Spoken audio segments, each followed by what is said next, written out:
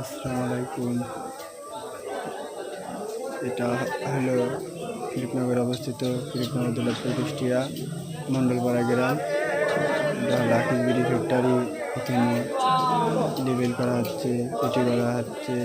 পেটি করেও ভিতরে মহিলারা এখানে শুধু লেবেল করা হয় আর স্টিকার মারা হয়।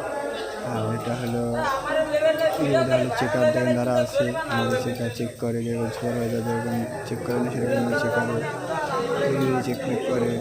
আর নীলের মধ্যে আমাদের নীল যে কার্টুন দেখছেন না, এই কার্টুনের মধ্যে থ্রি আমরা জমা যাচ্ছে সব লেবেল করতেছে, কেউ কেউ স্টিকার মারতেছে।